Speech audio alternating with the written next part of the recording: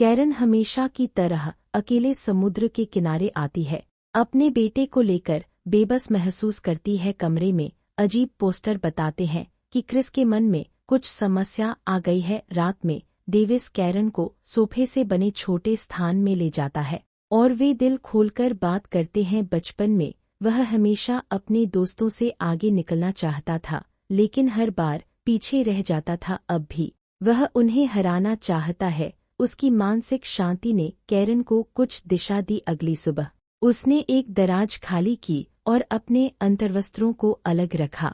Chris एक चरम मनोवैज्ञानिक बदलाव से गुजर रहा है और अभी वह उस एहसास को नहीं अपना पा रहा है। लेकिन बीमा की राशि निकालते समय उसने गलती से गोली चला दी, जो किस्मत से बुलेट प्रूफ जैकेट पर लगी। दोपहर में डेविस ने अनजाने में पाया कि यह लड़का लकड़ी का ढांचा अच्छा बनाता है। डेविस इस सुकून भरे लय में डूब गया, यहाँ तक कि उसने क्रिस से एक कॉपी भी बनवा ली। मेट्रो से उतरकर उसने हेडफोन लगाए और आवाज तेज कर दी, मानो उस पल में पूरी दुनिया में सिर्फ वही बचा हो। डेविस कंपनी पहुंचा। ससुर बेटी के बीमा मुआवजे को देख रहे थे। उन्होंने बेटी के नाम पर एक फाउंडेशन बनाया था जो हर साल एक योग्य छात्र की मदद करता था। मूल रूप से उन्होंने इसे डेविस को सौंपा था, लेकिन उसने कभी इसे गंभीरता से नहीं लिया। इस बार लौटने पर उसने बिल्कुल मदद नहीं की और उसके तिरस्कारपूर्ण रवैये ने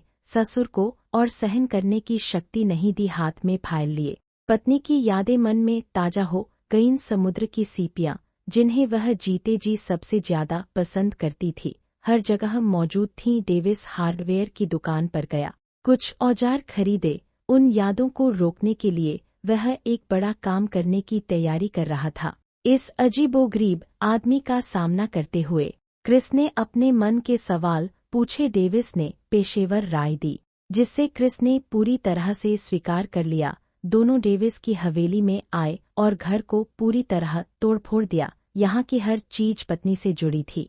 वह उसके दिल में एक कैंसर की तरह थी। डेविस का मानना था कि इसे मिटाकर और समतल करके ही वह सामान्य हो सकता है। बीच में आराम करते हुए उदास डेविस को देखकर क्रिस ने अपने हाथ से उसके चेहरे पर मुस्कान बनाई। उसने इंटरनेट पर एक बुलडोजर खरीदा, लेकिन ऑनलाइन शॉपिंग की गुणवत्ता खराब थी। 2 बार चलाने के बाद ही वह खराब हो गया। डेविस ने दूसरी मंजिल को हाथ से तोड़ने का फैसला किया। वह ऊपर गया और पत्नी की ड्रेसिंग टेबल पर टूट पड़ा, लेकिन तभी उसे अंदर एक लिफाफा मिला, जिसे देखकर उसे विश्वास नहीं हुआ। अंदर गर्भावस्था की एक रिपोर्ट थी। कैरन के घर लौटते समय खुशमिजाज क्रिस ने संगीत तेज कर दिया, जबकि संदेह से भरा डेविस अब उसके साथ पागलपन नहीं कर सका।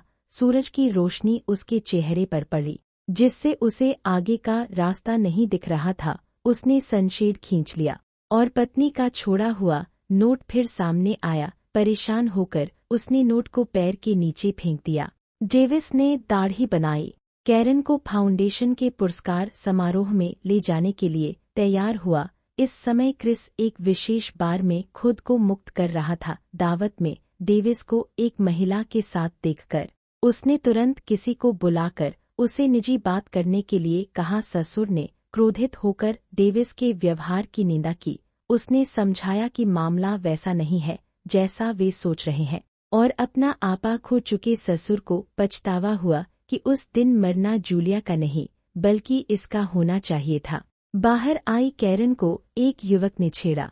थोड़ी बातचीत के बाद उस युवक ने बेशर्मी से पूछा कि क्या वह उसे छू सकता है। कैरन उसके व्यवहार से स्तब्ध रह गई और फिर वापस समारोह स्थल पर लौट आई। ससुर ने पुरस्कार विजेता छात्र की घोषणा की। कैरन को उम्मीद नहीं थी कि वह बेशर्म युवक ही पुरस्कार जीतेगा। कारण यह था कि उसमें उच्च चरित्र है। यह सुनकर कैरन हंस पड़ी और हंसी ने तालियों की आवाज को दबा दिया। गलती महसूस करते हुए कैरन तुरंत वहां से चली गई। बदसूरत चेहरे वाले पति पत्नी डेविस को ऐसे देख रहे थे मानो उसे मार डालेंगे, लेकिन उसने धीरे से कहा जब वह जाने ही वाला था। सास उसके पीछे भागी। इस तरह डेविस को बहुत निराशा हुई। उसने सोचना शुरू किया कि जूलिया ने ऐसा क्यों किया। शहर की रंगीन रोशनी उसकी नम आंखों में प्रतिबिंबित थी, लेकिन बहुत फीकी लग रही थी। इस समय कैरन को एक फोन आया। खबर सुनकर वह चौंक गई।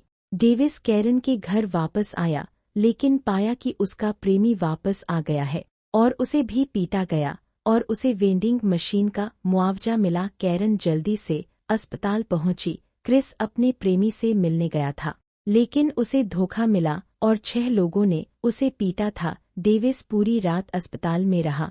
सौभाग्य से क्रिस की जान को कोई खतरा नहीं था।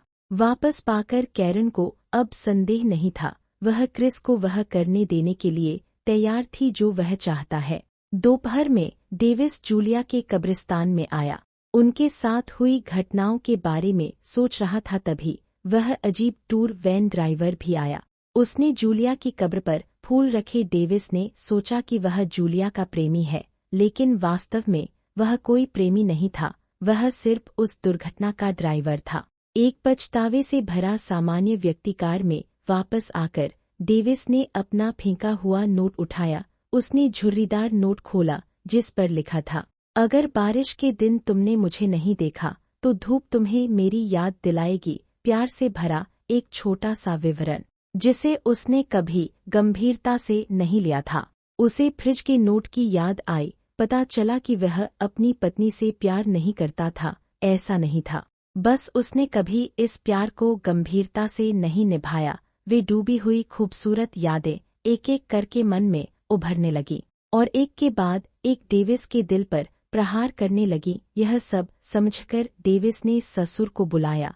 वह अब जूलिया के मामले के प्रति लापरवाह नहीं था, बल्कि मानता था कि फाउंडेशन बहुत सार्थक है। अब वह जूलिया के लिए कुछ और करना चाहता था। वह चाहता था कि ससुर भी इसमें शामिल हों। डेविस का पुराना व्यवहार बदला देखकर और बेटी के प्रति उसका सम्मान देखकर ससुर ने भी पुरानी बातों की परवाह नहीं की। डेविस उस जख्मी हवेली में वापस रहने लगा। जीवन भी सही रास्ते पर आ गया। उसने क्रिस को एक पत्र भेजा और खुद को अलविदा कहा। उसने जूलिया के लिए जो किया वह उस हिंडोले मैरीगोराउंड की मरम्मत थी। उसने अब तोड़फोड़ बंद कर दी, जिसका अर्थ था कि उसने आखिरकार यह कठिन समय समाप्त कर लिया। डेविस को आखिरकार सास ससुर की मान्यता मिल गई। उसने उन खूबसूरत यादों को नकारा नहीं, बल्कि खुद को उसे गले लगाने दिया। डेविस को क्रिस का जवाब मिला। उसे खुद होने में खुशी मिली। उसकी मां ने भी दिल की बात मानकर प्रेमी को छोड़ दिया। क्रिस ने उसे घाट पर समय पर आने के लिए कहा, क्योंकि उसने डेविस के लिए एक उपहार तैयार किया था। यह एक पेशेवर विस्फोट डेमोलिशन था, जो चीजों को तोड़ने के शौकीन डेविस के लिए था। उसने क्रिस को खोजने की कोशिश की और वह उसे पास से देख रही थी। वापस आते समय बच्चों का एक समूह दौड़ रहा था। डेविस बिना झिझक उनके साथ शामिल हो गया। उनसे भी ज्यादा मेहनत से दौड़ा। उसने उन बच्चों को पछाड़ दिया और आखिरकार बचपन का सपना पूरा किया। यहाँ पूरी फिल्म समाप्त होती है। यह फिल्म मैनचेस्टर बाय द सी के समान है, लेकिन थोड़ी कठिन और समझने में मुश्किल है। फिल्म में कई जगह अराजक लगती हैं, लेकिन यह वास्तविक जीवन की व्याख्या करती है। फिल्म में डेविस का चरम व्यवहार वास्तविकता में दुर्लभ है। दुख में ज्यादातर लोग चुपचाप अकेले सहन करना चुनते हैं। फिल्म ने दुख को मूर्त रूप देकर बताया कि सच्चा दुख जरूरी नहीं कि रोना हो और आंसू सिर्फ भावनाओं का रिलीज होना है। सच्चा दुख स्याही की तरह होता है जो धीरे धीरे फैल जाता है। दुख का कारण प्रियजनों के बारे में यादों के टुकड़े हैं। वह जीवंत हवा जो अब बेजान हो गई है। वह एहसास कि वह कभी तुम्हारे साथ थी, अब नहीं है। ट्रेन में इमरजेंसी ब्रेक खींचना दुख की भावनाओं के विस्फोट को रोकना है, क्योंकि वह दुख को गले लगाने के लिए तैयार नहीं थी। डेविस ने जो कुछ भी किया वह सब भागना था। वह इस दुख को सहन नहीं करना चाहती थी, नहीं चाहती थी कि यह उसके जीवन को बर्बाद कर दे। भागना सिर्फ एक आत्मरक्षा है, लेकिन दुख हमेशा सटीक रूप से कमजोरी को जानता है। शिकायतों के वे पत्र केवल खुद को व्यक्त करने का एक तरीका थे, उसके लिए कठिन समय को शांति से पार करने का एक अवसर। और उसी तरह कैद में फंसी कैरन और डेविस एक दूसरे का आध्यात्मिक सहारा बन गए। टूटा हुआ जीवन डेमोलिशन का अनुवाद थोड़ा गहरा हो सकता है और फिल्म का मूल अंग्रेजी नाम डेमोलिशन विध्वंस है। शीर्षक का अर्थ सीधा विषय की ओर इशारा करता है। पूरी फिल्म पुरुष नायक का दुर्भाग्य सहने और फिर दिल को सुधारने की प्रक्रिया है। इसका अर्थ है बिना तोड़े निर्माण संभव नहीं, नो डिस्ट्रक्शन नो कंस्ट्रक्शन। आत्मोपचार घर डेविस की अपनी मानसिक स्थिति का रूपक है। इसे पूरी तरह से तोड़फोड़ करने के बाद अंततः उसे यहीं रहना था। दरवाजे पर लगा वह पेड़ उनके प्यार का प्रतिनिधित्व करता है, जैसा कि पिता ने कहा।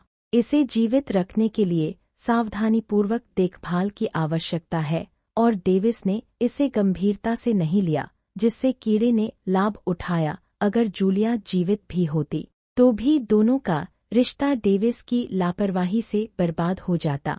डेविस एक अपरिपक्व व्यक्ति है।